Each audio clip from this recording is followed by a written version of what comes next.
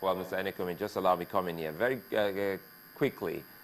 Have you taken the pains to go through their arguments? Because they say, well, it's not been, well, a fantastic run going through what INEC has actually offered. And if you listen to what the governor of Plateau State has said, he said, well, at that time, INEC did say, well, they were not too ready to go with the card readers on those two elections held in Ekiti and Osun State.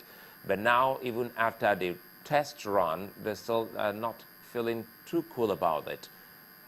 What went down in your own place where you observed this dry run by INEC?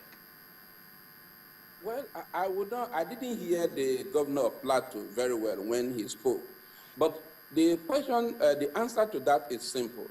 I recall in my secondary school days, we were not exposed to computer. We were used to just the normal thing that used to happen in the early 80s. That was what we did. When I wrote my JAMB, it was you go to the center and pick the papers, and the questions were all the same. All of us would be in the same class. But you also know now that JAMB has also improved. You now do it through computers or through this electronic device. If I go to write that exam now, I may likely fail because I may not be well attuned to what is going on. But that is the essence of development in the world. So if INEC was not ready at Ekiti or in Osun, an improvement has been made as to this card reader, then why not use it? But you see, we must be quick to understand this. The card reader is for the purpose of accreditation. In the election, you will find out that there will be the registered voters in a unit, there will be accredited voters, there will be total number of vote cards, there will be valid votes, there will be invalid votes. You can be accredited and still go ahead not to vote. Therefore, the purpose of the card reader is the authentication of the person who has come to the polling unit for the purpose of casting his ballot. And I must say this, politicians in Nigeria, we know what happened in the 2007 general election, wherein even the former president, the late Alhaji Yaradua, commented that the election that brought him on board was not all that too fair. And the judgment that came out from the Supreme Court was 4 against 3. Now, people could cast votes and do what they like. I know of a state, I don't intend to mention, that over 2 million people were the ones that registered for the election. The same over 2,000 persons voted. Nobody died, nobody was sick, nobody was in the hospital, nobody went away. That was what was happening in the days wherein people will do it with impunity. But now, when you come to the polling unit, you bring out your card, you are accredited. If you intend to vote, good luck. If you don't intend to vote, so be it. But we will know that the number of persons that will vote in that polling unit will not be more than the number of persons that would have been accredited. Therefore, what we should be concerning ourselves about, which should be this: how do we ensure that this works for us?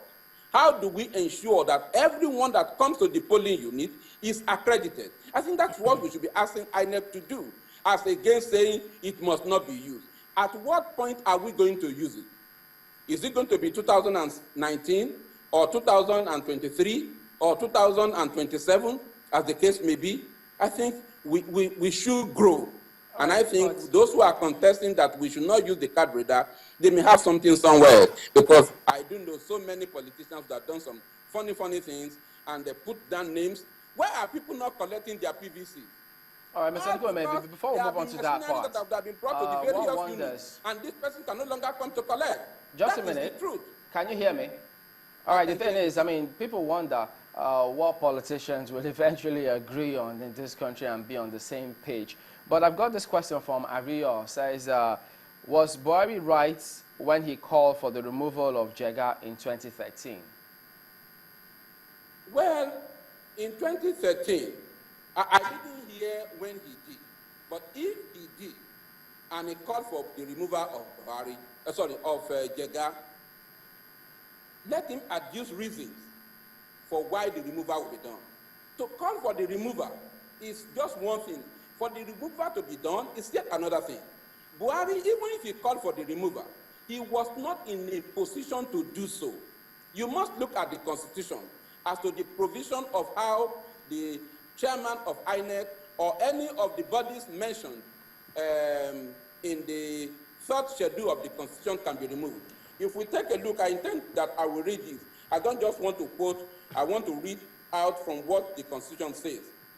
Section 157, subsection 1, says, subject to the provisions of subsection 3 of this section, a person holding any of the offices to which this section applies may only be removed from that office by the President acting on an address supported by 2/3 majority of the Senate, praying that he be so removed for inability to discharge the functions of the office, whether arising from infirmity of mind or body or any other cause, or for misconduct. So if you call for the removal of Professor Jega, you must therefore go to the National Assembly and ask them that you have found him to be a person who is infirm, either in body or mind, or that he has performed some misconduct. And misconduct is defined in that section also. Section 161, subsection paragraph D. It says, misconduct means a breach of the oath of allegiance or oath of office of a member, or a breach of the provisions of this Constitution, or bribery, or corruption, or false declaration of assets and liabilities, or conviction for treason or treasonable felony. So these are issues that you will bring on board. So if then General Buhari did call for the removal, I didn't hear him, but assuming he did, he must prove the following, that Professor Jega, in one way or the other, had contravened subsection. Let me ask you then, we heard the sections you've cited. If you could just hold on a minute. We've heard all of the sections you've cited copiously, but then tell us, is that how Abel Gobadia and Professor Morrissey were removed? Well, I don't think so. But to all intent and purpose, if we went wrong if you went wrong in the days of yore, we cannot continue the same way. If we did wrong then, and the wrongs were not good enough, then we cannot continue in that same wrongness. Okay, now, Joe, is it that your party doesn't harbor any fears whatsoever with these card readers? Because some people say that their fears are valid. How are these card readers going to work, for instance, in the hinterlands, where, you know, technology is still strange?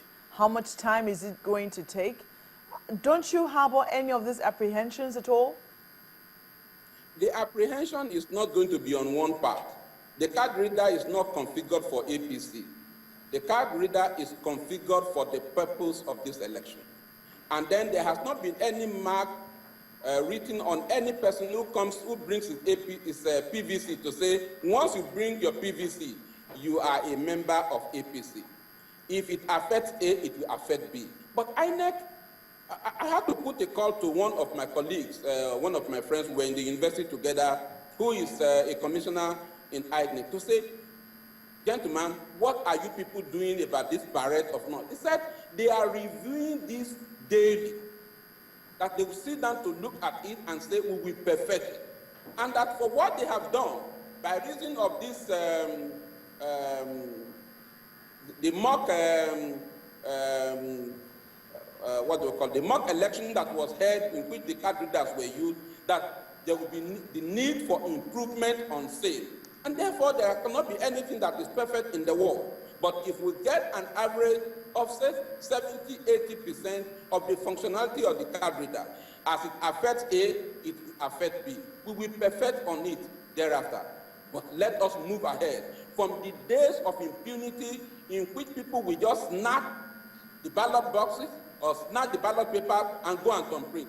You cannot do this now, because if you do it, the accreditation will reveal that the number of persons accredited is different from the number of ballots that have been used, and that will nullify the election in that particular locality. I think that is what people who are scared of what the card reader can do as to authenticating the persons or number of persons that will vote, I'm sure that is what they are scared of. I'm sure that is their fear, that they will have more to lose in that particular regard. If it affects us, so be it, but we must move forward. So your party is saying, in spite of the faults, in spite of what we noticed, I don't know if you monitored the mock that INEC did in 12 states over the weekend, you're fine with it. Is that what you're saying?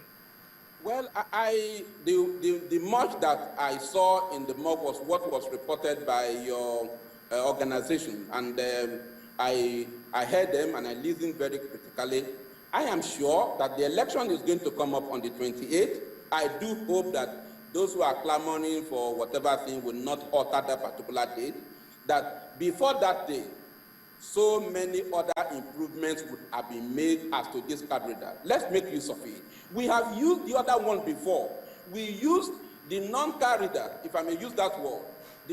When the card reader was not available, we used that in 1999. And we know the effect of the election. We did it in 2003.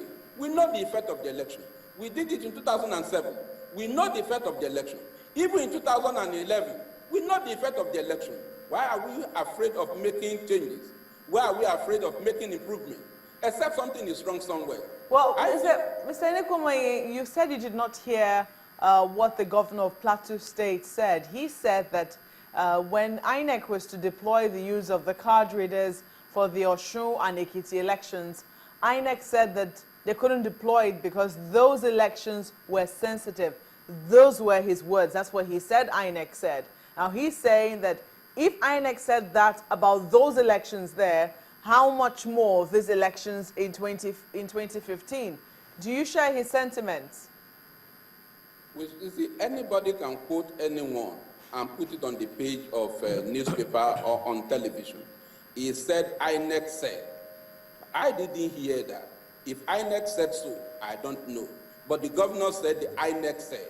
So he needs to produce what the document in which the INEC said, or what he said INEC said, for me to be able to know and believe that that was true. Because these days, one begins to be a little bit careful when you listen to our leaders and they speak. Sometimes, in the days of yore, you want to say, all right, Mr. Dikeme, we need to wrap up. Truth, but these days, you take what is said. Yeah, we heard you on this one. But assuming INEC actually said that, since you say you haven't heard it, they need to produce documents of where that was said. Assuming that's what INEC said, what's your view of it? If INEC said it in Ekiti, assume it was so, and we must underline the assumption strongly before anyone says that any woman said INEC said so. Assuming that INEC said that. Now, are we saying that INEC also has not made improvement between Ekiti and Osun now? Are we saying that further developments have not come in which INEC can do better than then? What is the affair? Okay, thank you very much indeed, Mr. Benson Enekume, a member of the APC and also a legal practitioner. Thank you for coming on the program today. It's a pleasure. We'll be back after the break. Join us again.